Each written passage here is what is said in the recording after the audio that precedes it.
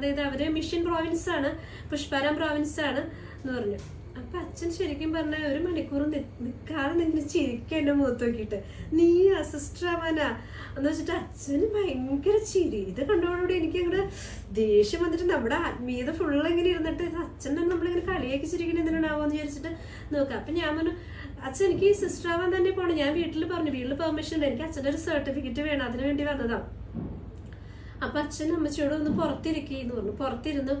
ഇതെല്ലാം കഴിഞ്ഞിട്ട് അച്ഛൻ എന്നെ ഭയങ്കര അഡ്വൈസ്, മോളെ നമുക്ക് ഈ ചെറുപ്പത്തിൽ ഇത് തോന്നും, പക്ഷെ പോയിട്ട് വെറുതെ നമ്മുടെ അത്രയും ടൈം കളയേണ്ട ആവശ്യമില്ല, അതിന് പേര് നീ പഠിക്കും, നീ അത്യാവശ്യം പഠിക്കുമല്ലോ, നീ പഠിച്ചൊരു നേഴ്സാവോ കാര്യങ്ങളാവോ നിന്റെ കരിയർ മാറ്റാൻ നോക്ക്, കാരണം നിനക്ക് പറ്റിയ പരിപാടിയല്ല ഇതെന്നിങ്ങനെ അച്ഛൻ കട്ടും ട്രെയിനോട് പറയാം കേട്ടോ. എനിക്കപ്പോ കുറെ നേരം കഴിഞ്ഞ് ഞാനിങ്ങനെ മിണ്ടാതിരുന്നു. ഞാൻ പറഞ്ഞു, അച്ഛൻ എന്നെ ആരാധിക്കുന്ന ഒരു സമയം വരും, ഇങ്ങനെ പറയാട്ടോ. അച്ഛൻ പെട്ടെന്ന്